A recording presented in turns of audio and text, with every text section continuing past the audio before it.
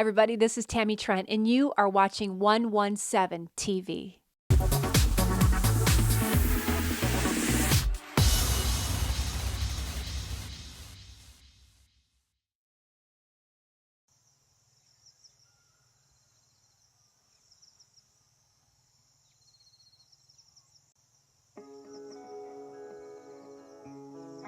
We'd met in our youth group when I was 15 years old and fell in love crazy quickly and dated for 7.5 years. I went off to Bible college and came back and thought I cannot live another day without this guy in my life. He's my best friend, my soulmate, my everything. And we were married in the same church where we met, and 11 years of marriage and a few albums later, and he was managing me on the road full time, and we were in ministry together full time, and asked to go over to Jamaica on a mission trip. And it was really a time in my life where I just also wondered what's next.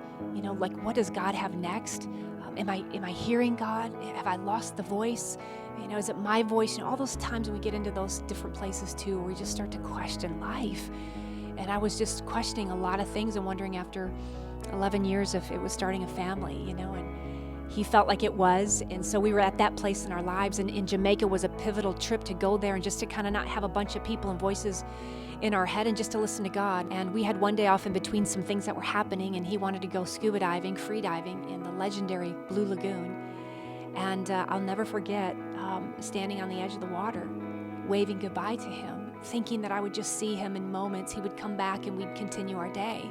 I had no idea, standing on the edge of the water that afternoon, that I would say goodbye to him, wave goodbye to him in the water, and I would never see him again.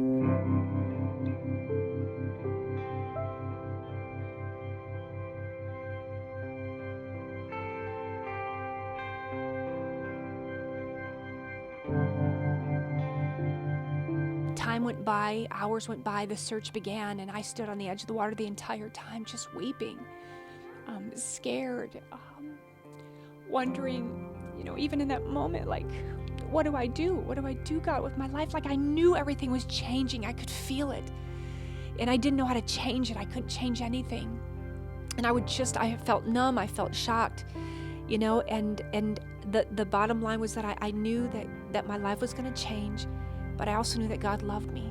So even in the worst moment of my life, I could still feel the presence of God somehow just holding me in that grip. It didn't mean that I didn't feel numb and that I didn't have questions in the anger feeling of why me, and why am I having to go through this?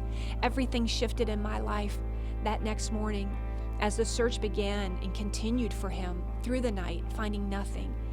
The next morning I woke up to a home of two perfect strangers asking me to look at this television. And I remember walking into the room, staring at the television the morning of September 11th, 2001, as the second plane plowed into the Twin Towers in New York City. And I thought that this is probably the end of the world, because none of it made sense to me. How could God be in something like this? And in my personal life and what's happening in America, I mean, all those questions that you have. And it was moments later that I got the call from the Blue Lagoon that they'd recovered the body of my husband, who had been hit on the back of the head taking his last breath, and he was knocked out and fell into the arms of Jesus. He was just gone. They were telling me he's gone. And I remember falling to the ground myself, just crying, asking God to hold me, to capture me, to just love me in that moment where I just felt completely lost. And I think the one thing, I go back to that moment so many times of being numb and learning that even though I felt numb in that moment, and I felt numb in many moments, if I'm being honest, you know, I felt numb on the journey so many times. But I've learned that I can never interpret my numbness as God's absence in my life. So many times we can feel just absolutely numb about life, but it doesn't mean that God has removed himself from our lives. God is always there, and so that's been probably the biggest thing I've clung to in 13 years on this journey back to healing.